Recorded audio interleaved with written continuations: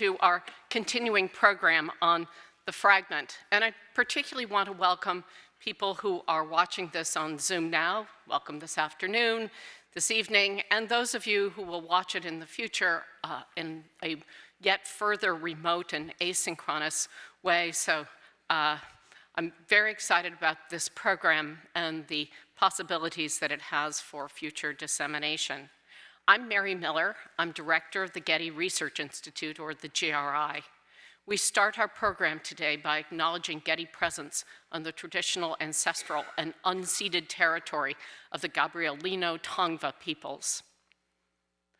The GRI developed the theme of the fragment in late spring of 2019, just about 3 years ago, when I was a fairly new arrival here in California. We advertised it widely to students of art history, visual culture around the world.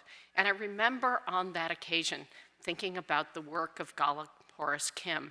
And that is because I had seen her work at LACMA as part of PST2, LA, what I think was December of 2017.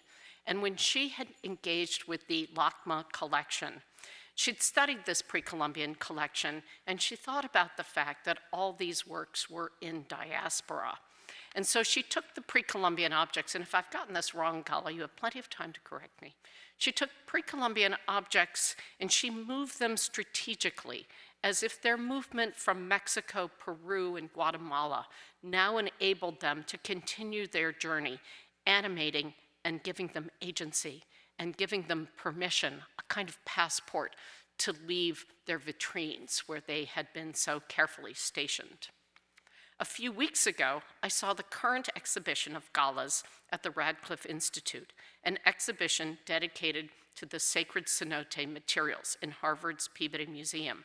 I haven't brought any pictures of my own, but this great sacred well is a natural sinkhole of fresh water that was the site of pilgrimage for about 500 years or so, a place to supplicate for water and agricultural fertility, and which by the best estimates had something shy of 250 people sacrificed to it.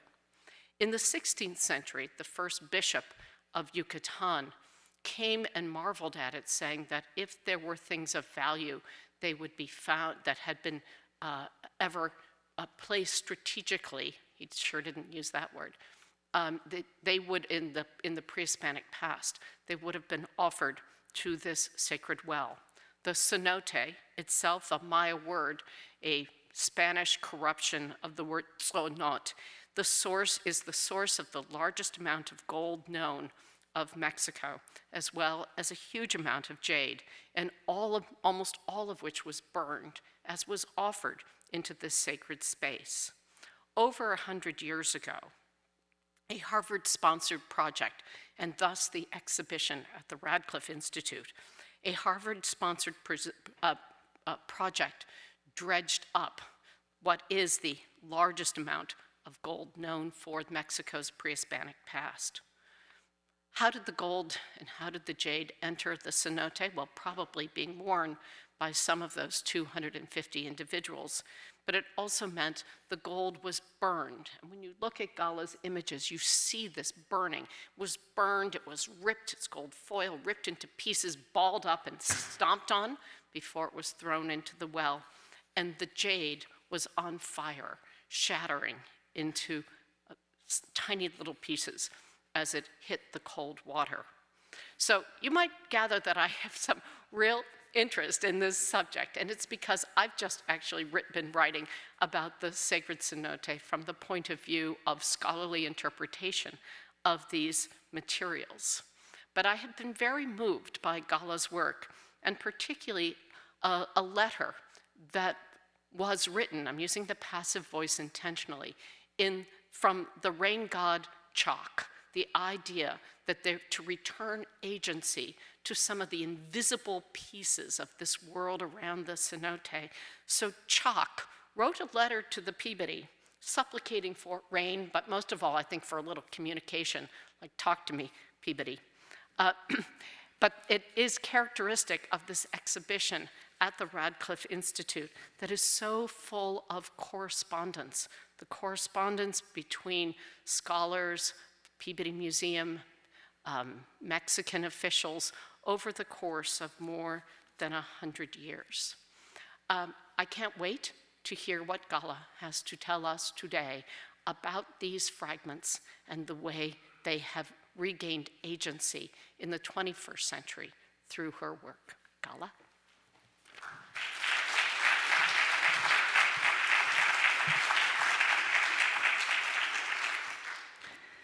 Thanks, Mary. Thank you, everybody, for coming today. And to begin, I'd like to, of course, thank the GRI for supporting my work for the past 2 years, because it was a difficult time to make artworks during COVID, and it would not have ever been possible without being here. Okay, so I'm just going to show, along with the project that Mary said, the works that had been made during the time I was here. You know, because the first year that we were in residence, it was remote, and so therefore I had a lot of time in the studio to fabricate works. And so I'll begin, as Mary was saying, no, you did not say, but you know, one of the main interests that I have is looking at objects in collections that have had a perpetual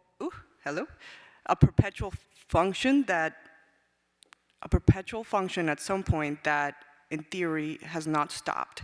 And so what happens when those objects get moved from wherever original site they were at doing this function forever, and now they're placed in a collection?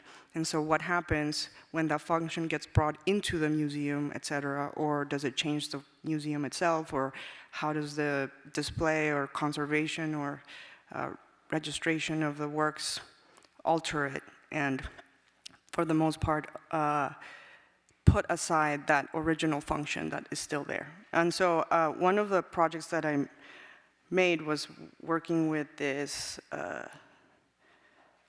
body of a person that was stored at the Gwangju National Museum in Korea.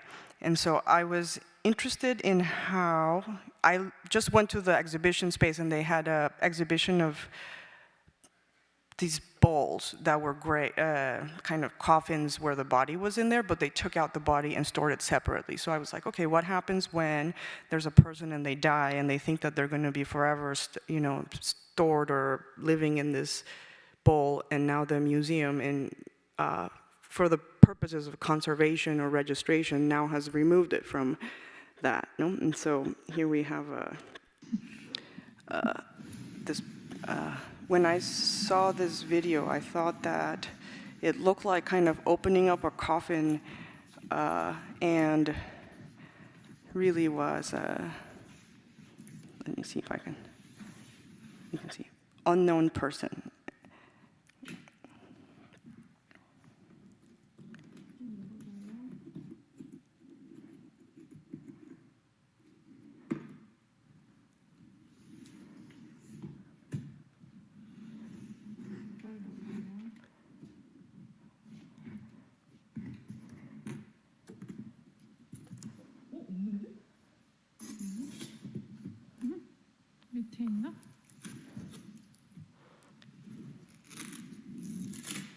있어요.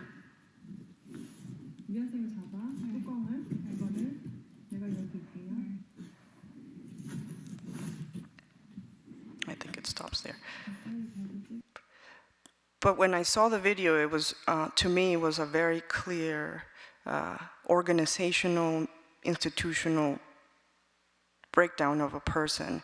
And so I thought, oh yeah, they're really trying to organize this person, but now all the bones are by size or different order that is not anatomical. So this person has gone from being attached to an individual into now being like more in history and cataloging and more like the bowl itself. No? And so then I thought, okay, the premise of this work was specifically to try and figure out where this person would rather be other than in the collection.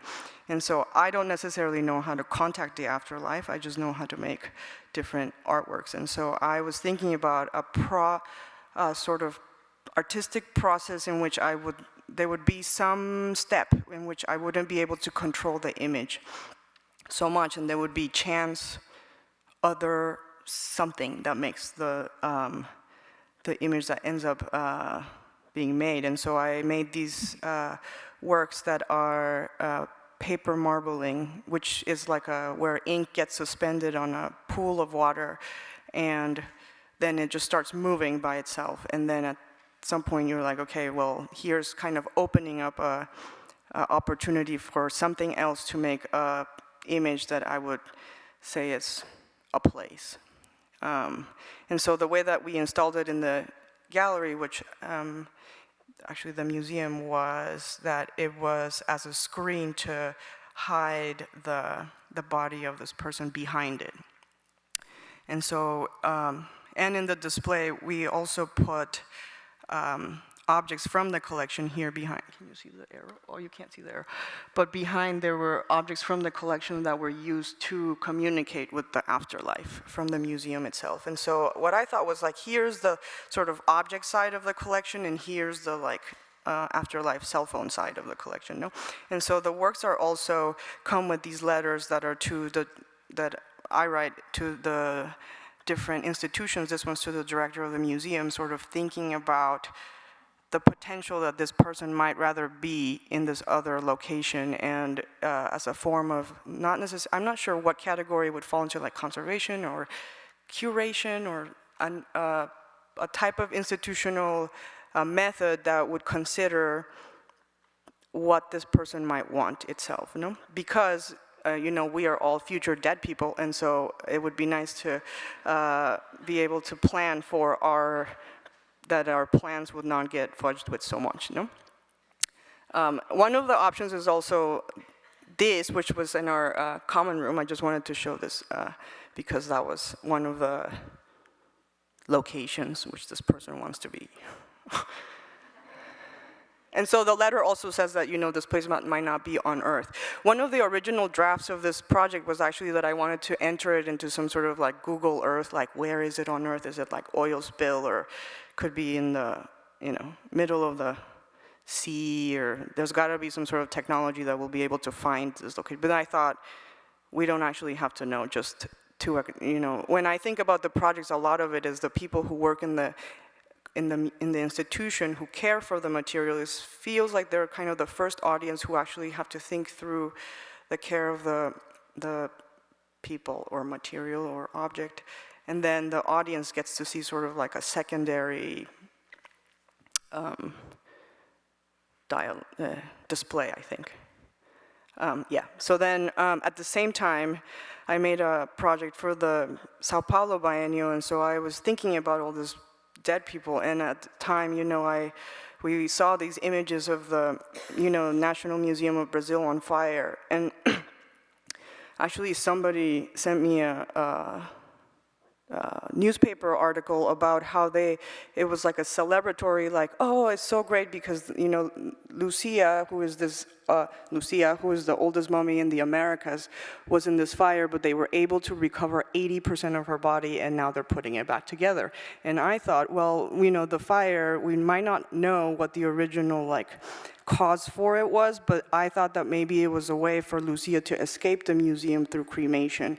And so, here's some of the remains, and the work that ended up resulting from this was this napkin with ash that we collected after the fire, and a letter to the director basically saying, maybe, you know, this is a way, this napkin holding the ash of Lucia is the closest thing to a cinerary urn that holds the cremains of this person that maybe wants the other 80% to catch on fire, no? Yes. So these two kind of are cousin works. They happen at the same time in like 2021 beginning, and then we go to the kind of big project that was Mary sort of introduced, which was the objects that were dredged from the sacred cenote at Chichen Itza, which I actually just went to like a friend's house, Jesse Lerner, filmmaker, and he was screening these like films about, there was a documentary from the 60s called, what was it called? Expedition. And so it was an expedition, and there was these shots of people like trying to take out stuff. And there was one line in this documentary that said, that the narrator says, "And we're stealing from the rain god." And I'm like, actually, you are. And so in a sense, and then I thought, with all of these policies and things, I thought, well, the rain is technically still around, and so what does it mean when the last owner of these objects are still here, and how would you litigate on behalf of that entity, no? And because so many of the letters that I was reading at the Radcliffe, at the Peabody archive were about how to find legal ways to move the objects. And so, the guy, Edward Thompson, who dredged the cenote, actually bought the property in which Chichen Itza was on, and he wasn't able to take out the stuff from the pyramids because they were human-made, but the cenote, because it was naturally occurring, was a different category. And so there's all of these legal, current-day regulation that allowed the material to be moved from one place to the other. And also, he was also the consul, so he knew all these things, export, import, regulation, etc. And so I thought, okay, well, if we just there was an ancient person who thought that those materials would never come out of this pit, and now the rain is the new owner, so what would it be to think about ownership of material when the what is it, the legal term, like the damaged party is still around, but maybe not in human shape, no? Here we have some pictures of the dredge, and this is kind of what I really liked about I read the letters back and forth between the director of the Peabody and Thompson, and we were scanning kind of like for all of the references to rainwater, and there were different ones, like all of the legal references, all of the references to rain, and all of the actual physical references, because in some of the letters you can actually see rainwater melting the ink of the text that he's writing on. And in other letters he's like saying like stuff like, "We had to stop the dredge today because it was raining so hard that my hands are kind of ripping," or something, no? So I thought, like, there it is, how would you be able to see the rain? But I don't know so much about the law, and so the project ended up taking kind of a different shape. And one of the ways that it ended up being was, this idea of cataloging. And so I'm always thinking about TMS and how people, or whatever other catalog system you might use, but how people actually assign numbers and information to like a pile of fragments. And so I made these drawings that are just taken straight from the cataloging information that the Peabody has. And of course here and so the way that they are is just row by row, all of the objects, the way that they're cataloged. We actually had an oversized shelf, so I think that this is the cheating shelf. But here you can even see the kind of, not necessarily mistakes, but when you have a sickness, you have a side effect. Side effect of cataloging this way is that, some things like this moche ceramic that was photographed with a Chichen Itza object get put into the catalog as a whole. And so what I was interested in is just kind of understanding visually these subtle things about the catalog, or for example, like how does somebody decide that these things go together? Because I think that when I was talking to the registrar, they're like, they probably just got this giant box full of stuff, and then they're like 1, 2, 3, 4, 5, 6, 7, 8 or something. And so in a sense, it's like these, they're not irrelevant categories, and so how something that can't actually be determined gets organized. And also because I think, the drawings, because they're so slow, in the studio when we were making them was like we memorized every single bead. And so here we have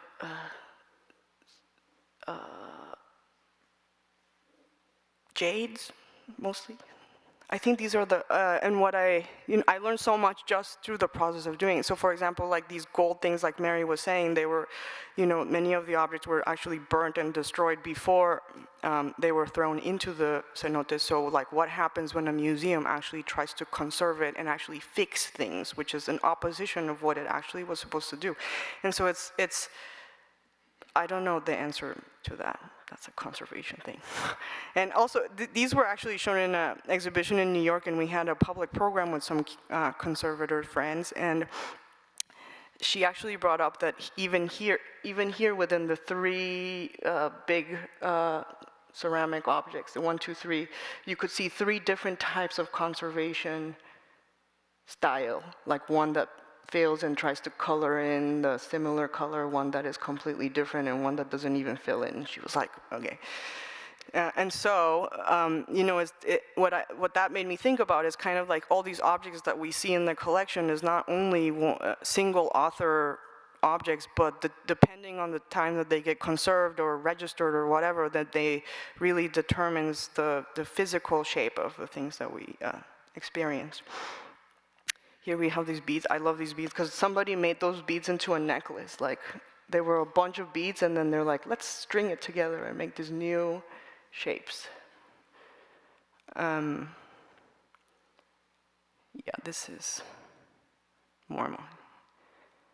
And so, yeah, so that's the catalog part. And then the other part was actually thinking about copal, which is a tree sap. That was one of the main things that were found in these like bowls full of copal. And so this is a picture of copal. I was thinking about this idea, being here really just thinking about fragments so much, and like, what is the smallest fragment? Like, how can I actually, like, I will never be able to get one of these objects. How can I get some? Like, what is the smallest fragment? What are different ways to leave the institution that is not through deaccession? Right, so Lucia title was the beginning of that, because that one is called Leaving the Institution Through Cremation is Easier Than Through a Deaccession Policy. And so I was thinking, like, how does things leave? Or, you know, what is like a side to institutional policy?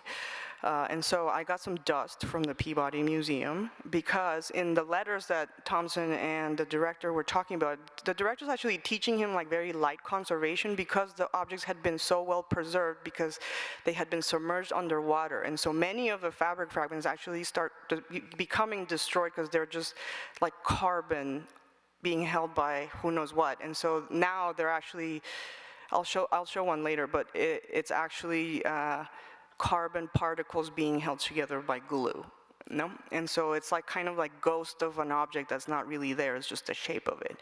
And so I thought, okay, well, how much of the object needs to fall off to constitute the whole thing? And so we collected some dust and mixed it with copal, which every time that this work gets shown, each institution where it gets shown has to come up with a way to get rainwater onto it. So this is a block of copal mixed with that dust. And the way that in the Amant Foundation decided to do is they made a hole in the ceiling and then put rainwater on there, and it was just dripping very subtly. And actually at some point there was a moment in which a person was like, thought that it was getting damaged because it was leaking or something, and tried to stop it. I was like, oh my God. And so also, you know, 27 of these objects went to the Field Museum after, so this is dust collected from the storage of the Field Museum, this all happened during COVID also, so it was incredible, because, you know, most museums were closed at the time, so people went in there and like actually collected for me, so I'm very grateful. And a lot of storage units were getting spring cleaning, so it was also very fortunate timing.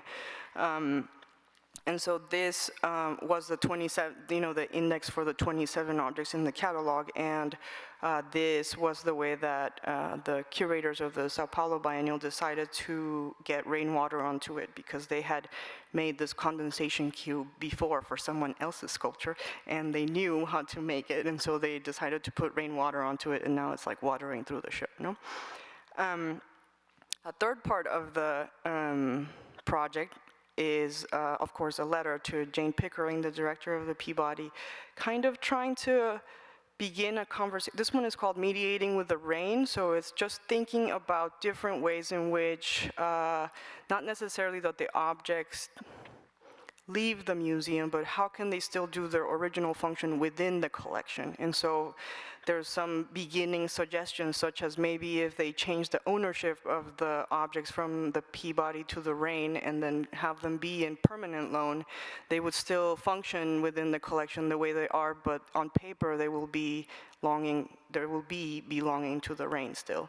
Or to try and find out how much water the material, how much water can like the jade objects, for example, take before it gets damaged. And so in a sense to like squirt it with rainwater once every 100 years or whatever. I don't know. So in a way, it's not necessarily that there's a solution, but more to suggest that, even though these objects are still are in the collection, and yes, they do teach us about history, that original function with the rain is still there. And what was striking about these specific material was that now that they're in the storage, they're literally in the driest spot ever. And so it's an opposition of this wetness.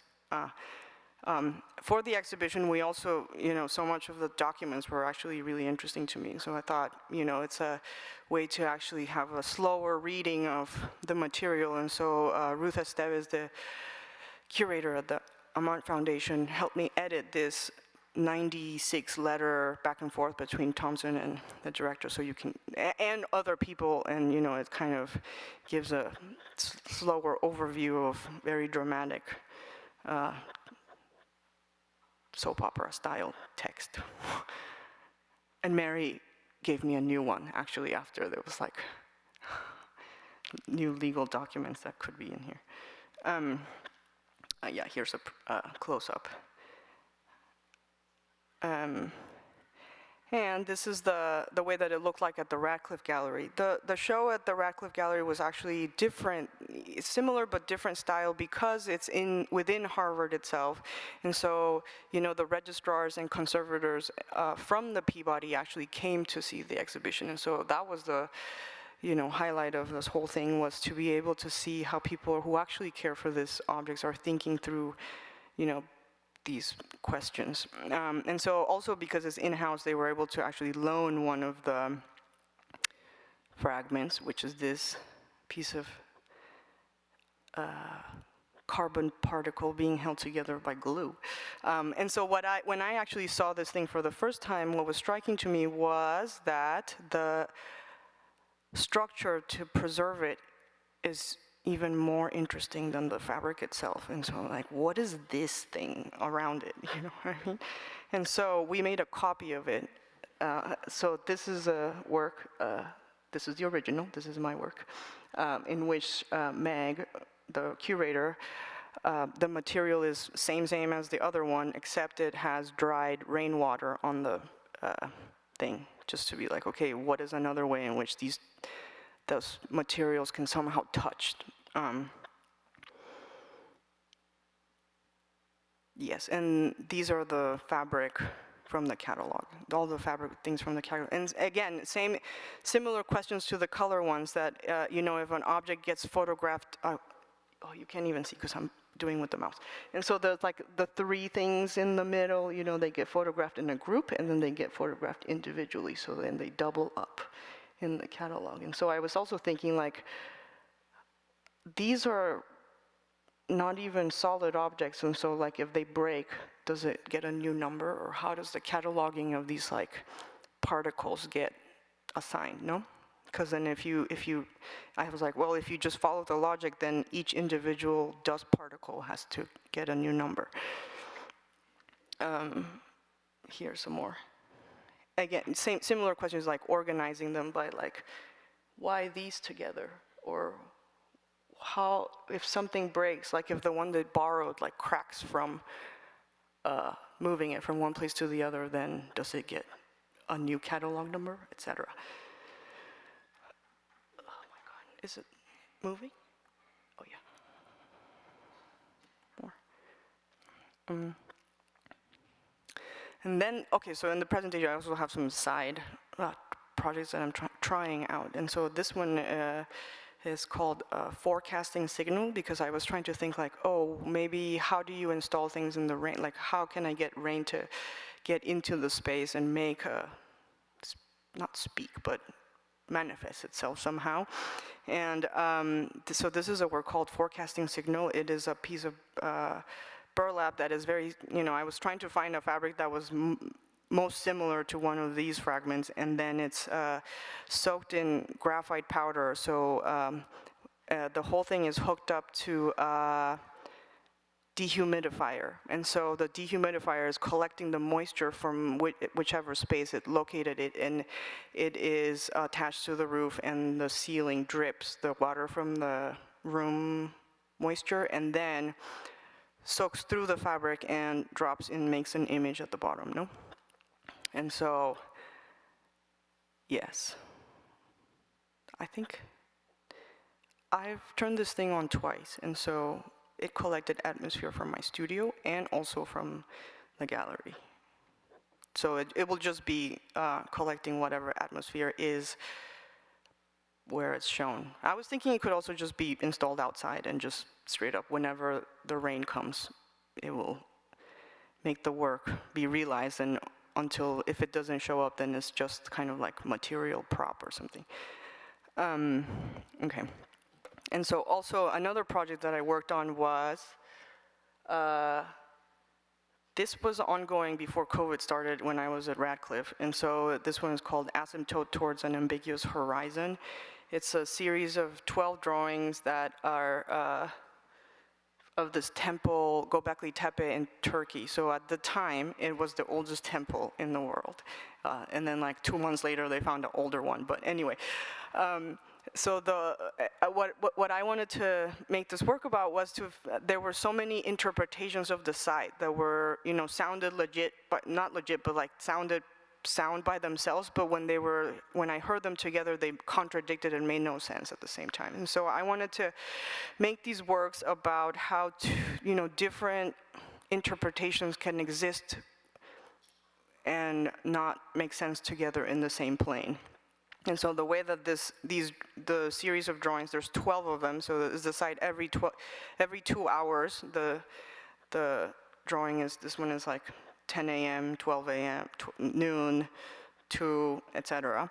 But the bottom half is current day Turkey, and then the top half is the way that the sky looked like 12,000 years ago when the site, one of the interpretations was that the site was built to commemorate the moment in which Sirius, the dog star, popped out of the horizon 12,000 years ago. And at the time, I had an astronomer colleague who I was like, oh, we can actually fact check that, because you can align a, what is that called? Observatory thing? Satellite to see the way that the stars were aligned whenever you want, in whatever direction, wherever, etc. And so the sky is actually pictures of the star alignment 12,000 years ago, and of course the ground is today. And so I was thinking about them as like an asymptote, where there's 2 lines that are getting closer and closer to each other in the horizon, but they can't actually ever touch. And so also I wanted to make these like landscape drawing. So I'm like, okay, I would say that these are drawings in the 4th dimension.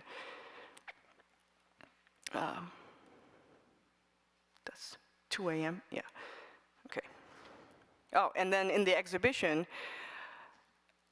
there was this topographical model that had 12 different interpretations of it, the sound coming off of it. So there was like the German archaeologist who found the site, and then there was like sound of wind through the site. There was also a recording of the government version interpretation of the site. There was a kids movie. There's also the concession stand's dad, who is at the site, who actually thought that he was the one that found it. And so all of these different interpretations of it is playing at the same time. Yeah. And then this year, so this is very new. This is the last project I made.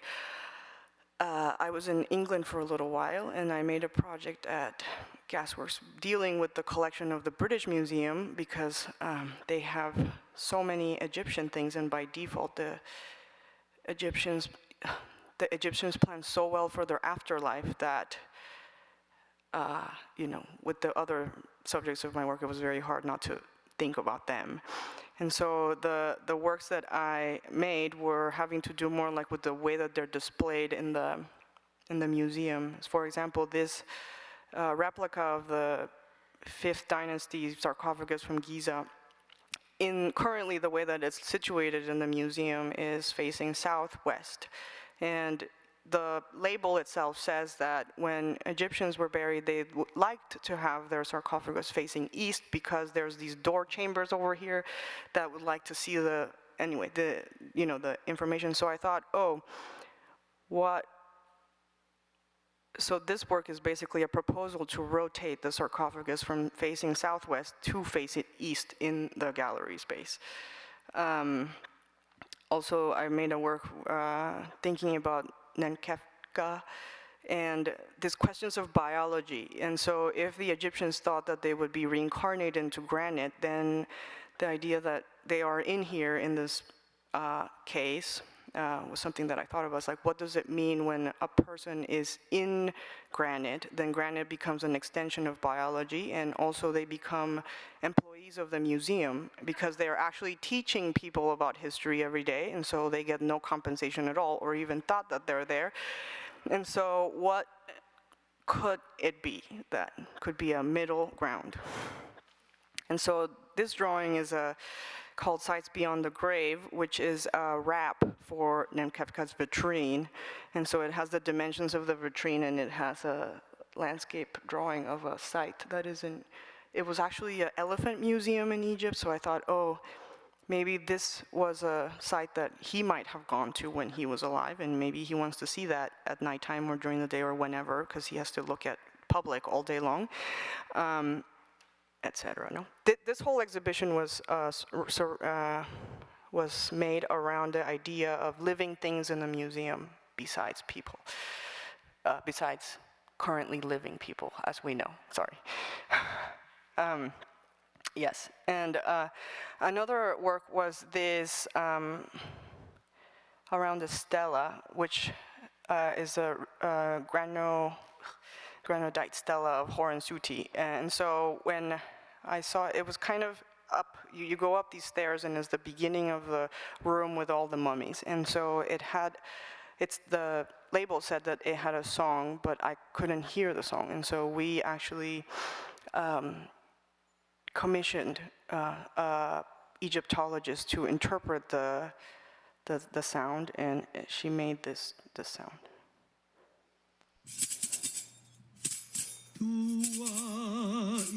Imen hefet uben fm her achti in imirakaten imen zuti imirakaten imen ho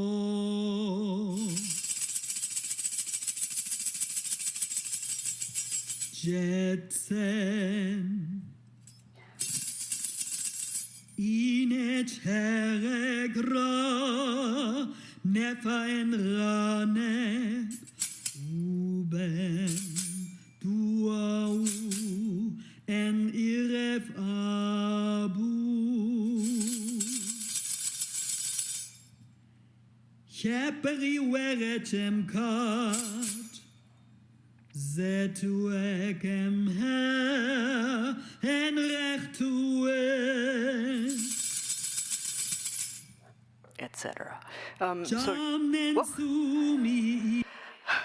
So Heidi actually is really cool because she's like making her own ancient Egyptian instruments. And while we were making it, she actually was asking me how I wanted the sound quality to be. And that was something that I was thinking about, how it is that when information is lost, then all we have is different versions of the interpretation. You know, she also said that there was a part that was more descriptive, and then it jumped into a more romantic part. And so then she changed the melody for the bits, and the part that she didn't know then was just left silent. Yeah, and so in this work, the sound is actually coming from the drawing, so there's a speaker behind it. And then the two final works is, again, this idea of how things can leave the museum. So this one is called Out of an Instance of Expiration Comes a Perennial Showing, and it's made with collected spores from the British Museum storage that we propagated in the space. And so I was thinking, well, the spores are eating they're constituted of the actual material in the collection, and so if we take them and grow them, then they will be out, in a different shape. This is before and after. No, this is before and middle, because the after was really gross. And so, yes, that was, this was like maybe 2 months ago, so this is new. And then I wanted to end this talk with a kind of a beginning project.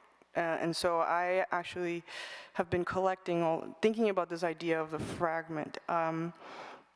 I collected some vacuum, in the Met, the Ancient America, Africa, and Oceania room is getting remodeled. And so I went there when they closed it, and when they opened the cases, all of this dust fell into the floor in theory, and then the floor got vacuumed, and I collected this vacuum cleaner remains. And so this block is a fragment of a time, 1982 to 2021, which has probably bits of the object and the case, and also the people who have stood in front of it, because it's pretty much mostly hair of people. But, and I was thinking about the idea of a fragment of a moment instead of an object, and how to sort of frame those things differently. This is continued. Anyway, the end.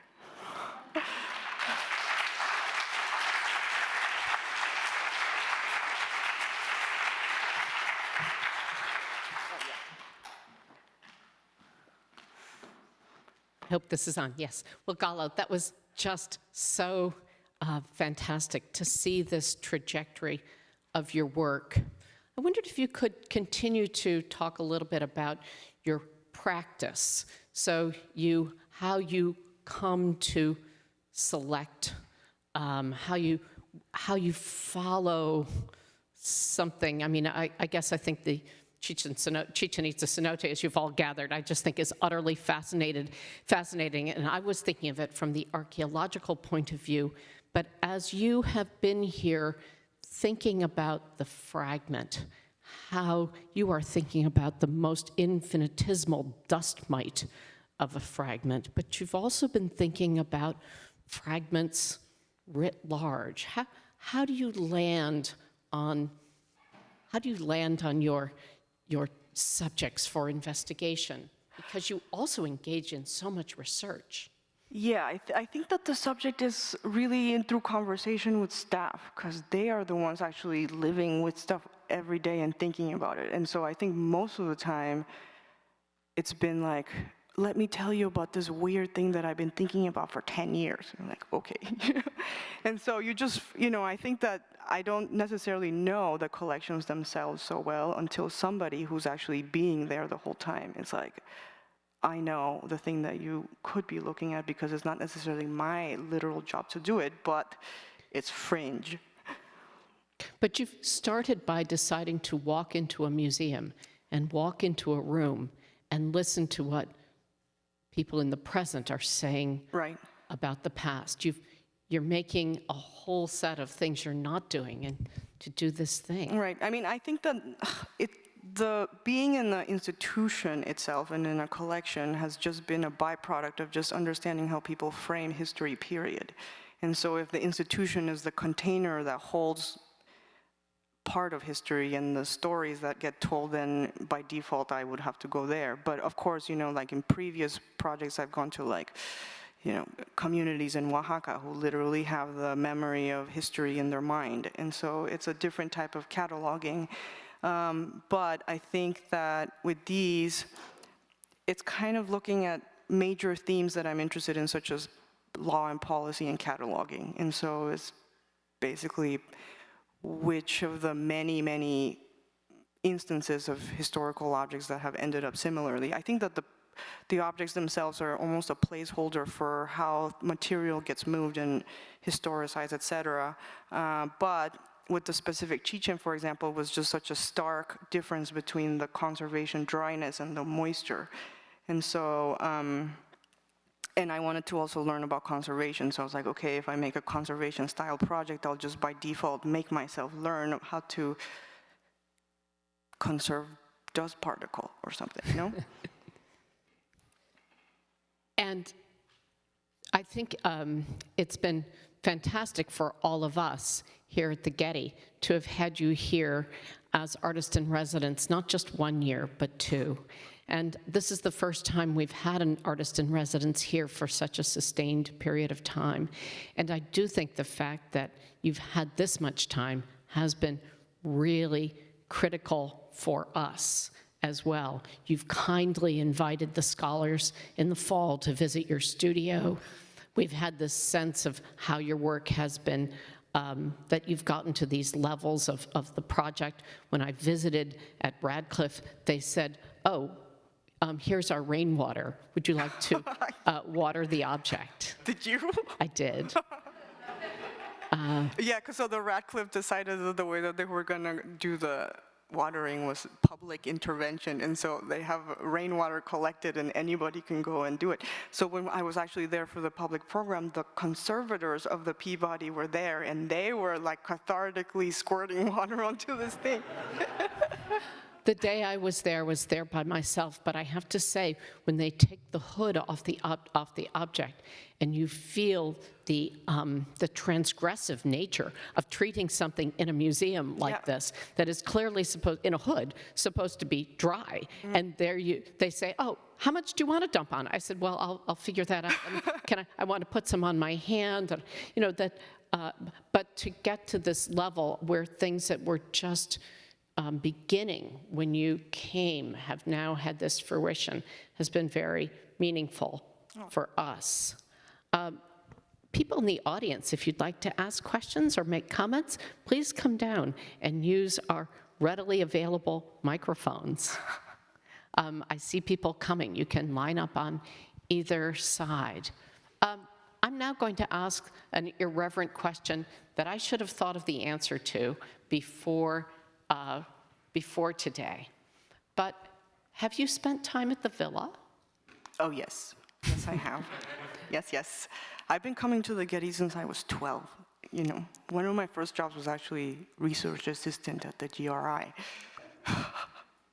So, yes, I spent time. Okay. Wow. I know. Like Sabine knows. It's not quite a revenge tragedy. It feels like a continuing chapters. I know that Chelsea has some questions from the audience, and I see people lined up to make for questions and comments. Let's start with a comment here, and then we'll hear one from the audience, from the remote audience, and we'll turn to this side as well.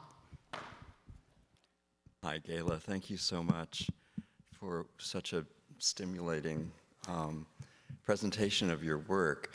And I'm a conservator, and I think a lot about conserving cultural heritage, because it's what I do. And I always ask how to conserve it. But I think more and more I'm beginning to ask why conserve it, and who are we conserving it for? And when I start to ask those questions, it really scares me, because I think the answers might have a really profound effect on my field about if we're conserving it for people, then maybe we need to conserve it in different ways than we're conserving it now. And this is an unfair question, so maybe it's more of a statement or a question for me, but it just feels like I'm stuck and I need some kind of artist intervention to help me get to another place of like understanding, you know, why we should, or how we should be conserving these things in the future once we start to ask these big questions. I think, you know, every object has different ways of conservation. I think that the bulk majority of stuff in collections definitely get conserved regular style, but the subcategory of things that are supposed to fall apart, then I think that's when the conflict is, when the material conservation becomes prioritized over other things that are the priority of that object, you know, like things that are supposed to fall apart. And so I think also in a way is kind of thinking about conservation as controlling the rate of decay instead of keeping everything forever, because it's not possible. And so in a sense, it's more thinking about like, if everything is going to fall apart anyway, what do you control the rate and how do you do that? Some of it might go faster, some of them slower, whatever, no? But I think, you know, conservation of the functional parts of things that are still there are very interesting question. I mean, I've talked to a lot of conservators, and there's like, for example, this one, I like to bring up this maize god in the, I think it's the Museum of the Native American, that is supposed to be fed corn. And so there is a person who in the staff is actually literally feeding it corn. And I was thinking, what is the conservator thinking when there's like acid flowing through this thing? But in a way, it's keeping what the priority of that object is, because it's kind of suspending what we might think the object's function is and just say, well, you know, especially with these objects with the afterlife, is like, I have no idea what happens when you die. But of course, the Egyptians were really certain that that was going to happen. And so why would I say that their version is not accurate or more valid than mine, no? And so that's kind of the thing where it's like, well, sometimes conservation actually aligns with those goals, like the mummies really wanted to be preserved super well, and so now conservators are doing that for them. But in other instances, it's supposed to go away, no? So case by case, I think. Thank you. I think we need more artists in our orbit, so thank you very much for joining us.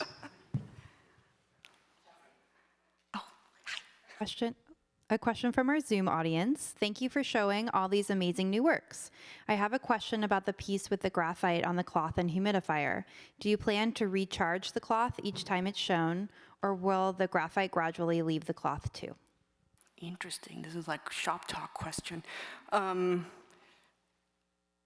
think that that's been shown once and it will get recharged every time because it's not necessarily, I don't think necessarily that the work is about the rate of decay of that specific fabric and the graphite, but how to make a tool for the moisture to make a mark. And so I was thinking about, well, if I wasn't the author and the moisture is the author, how can I be its like studio assistant or something? And so you're just setting up the system for something else to happen.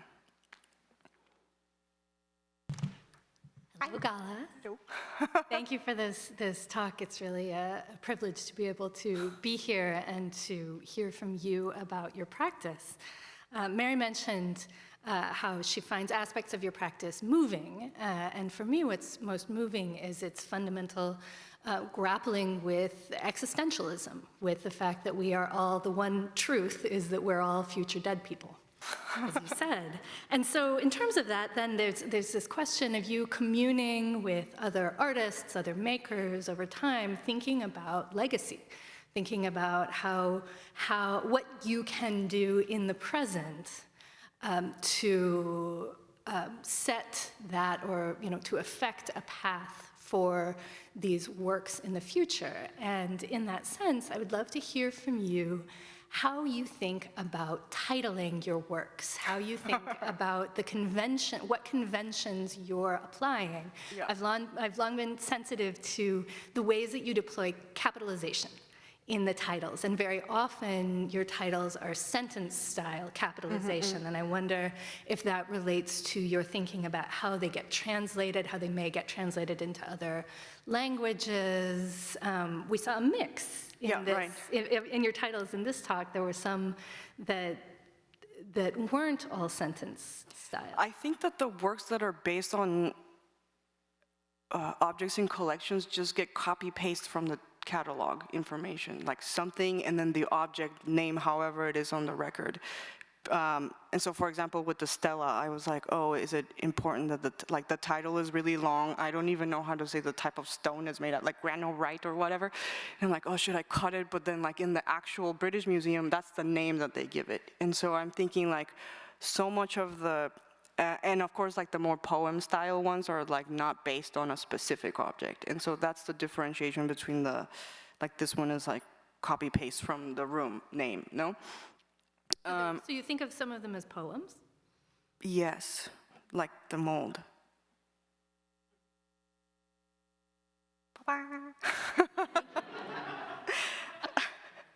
We were actually talking before the talk about how words have different temperature, and so like they can either be fighting each other or friendly with each other, and so it definitely there's a lot of thesaurus, and yeah. Also, I think it's just very difficult because when you see something and you have no idea what it is, the title is one of the only sites where you can have more information, and I think that that's also, you know, slippery slope into thinking about.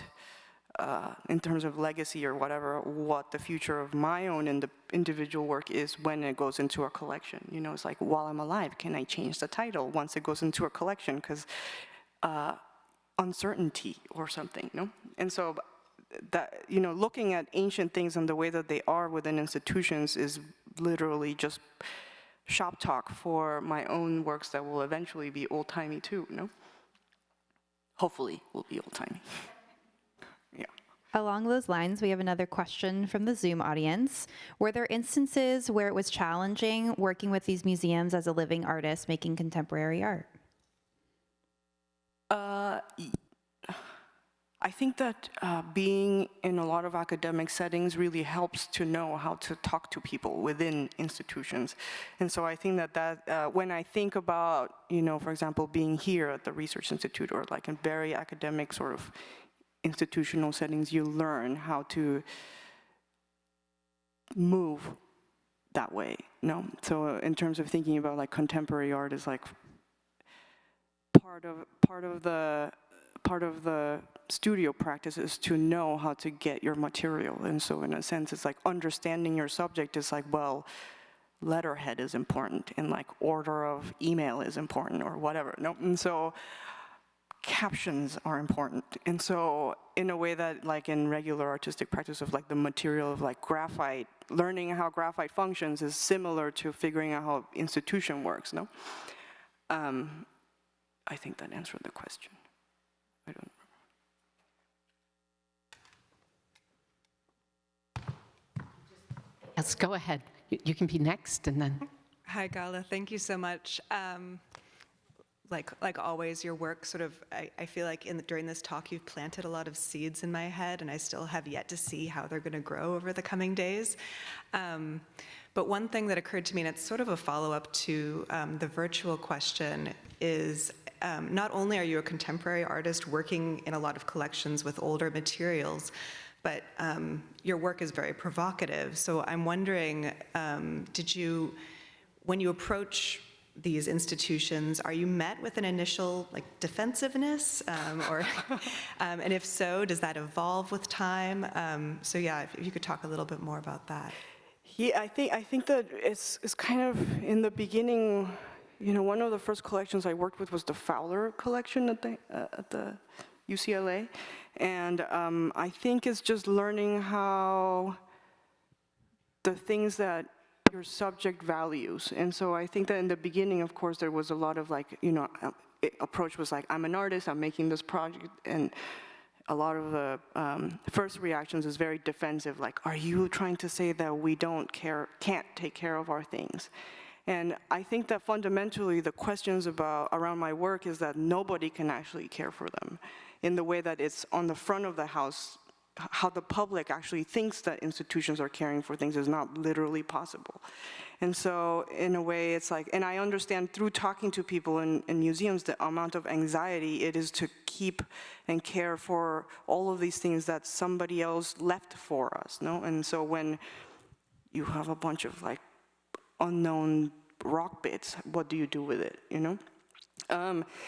But I think that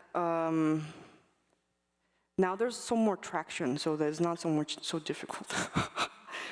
Because I don't think that necessarily comes as like you're doing something bad, but more like here are some, or like a one way, like judgment or whatever. You know, I think that these are problems that I don't even know the answer for, because I love going to see these things in museums as well. Like, the way that I learned about history was going to see them in a vitrine. And so the idea of putting them back or leaving them or whatever, or destroying the museum, it's not really like part of my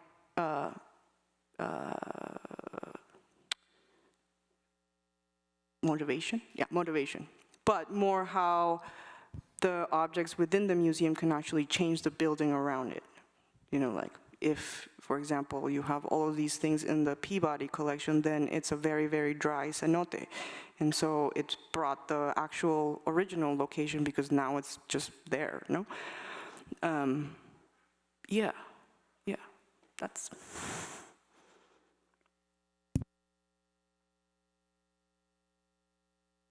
I would just add that one of the most important scholars of the cenote material, who's still living, is in her late 80s, was very nervous when she was invited to go see the exhibition. So she wrote to me and say, "What is this?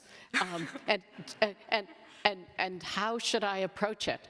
And I said, "Well, approach it with an open mind. I said, I haven't seen the exhibition yet. This was the Radcliffe show. This was Clemency Coggins." And she was really very taken by it. And I think one of the things, yes, she's read every letter in the Peabody. I haven't. She's read them all.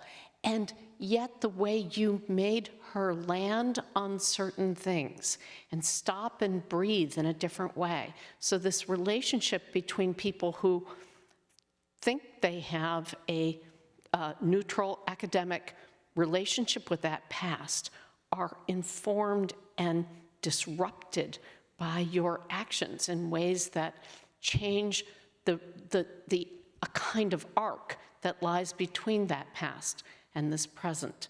So I just wanted to introduce this particular conversation too, because then I saw her a few days later, and she's, yes, I actually had a lot of fun there. So that was a wonderful so scary thing. when I got the text message that she was coming. I'm like, oh my God, what if I got like something wrong or so? You know, like she's gonna fact check every single thing. And it's like, okay. Well, first of all, I'm so glad. This was wonderful, and I'm very happy that we chatted before the lecture as well. And I'd love to know, for a special reason, where your idea about coming up what the sky looked like years ago, because I'm with NASA. So here's your meatball. Your NASA sticker, if you would give that to me, please. But I really would love to know where did that come from? I think that was just kind of a weird moment. Yes. You know, it's circumstantial. It's just who you're around all the time. And I think that my colleague was like, I have access to a satellite. Do you want to make it work? I'm like, okay, yeah, but I don't know what. So in a sense, at the same time, all of these questions of like ancient skies and the way that they look like was interesting to me, because it's like, okay, I don't know that much about science, but there are people who definitely can see what that looked like. And thinking about how ancient architecture or objects were made to look at that specific sky that doesn't exist anymore was kind of a, you know, like this weird two-world thing. Well, I loved it because it came out of nowhere. I didn't expect anything like that in your presentation. So thank you. And just think about the new black hole, not that it's new, but the black hole that was finally, the photos are out as of yesterday. And did you not know that? Oh. No, I was here yesterday. Our own Milky Way, our black hole is now, just Google it, it's everywhere, and enjoy knowing that it's finally, and if you really, I don't mean to cut into this, really look at this. Einstein said where it was going to be over 100 years ago, and it's exactly in that place. So, I will. thank you. Whoop. I got flare. I got Thank you. Don't want it to fall into a black hole. Gala, this has been a really wonderful way to think about the impact that you have and how we think about the past, how we there are ways in which you animate the past and make it much more vibrant in the present and make new works out of the past that make us see the present. So thank you so much for being here the past. Gosh, I can't believe we're going to have to say goodbye. But maybe we'll just be saying so long, and we'll see a lot of you here at the GRI and at the Getty. But it's been a fantastic 2 years, and I know it's not really over, but this is, as we've had our 2-day symposium on the fragment, the role that you've played has been so central. So thank you.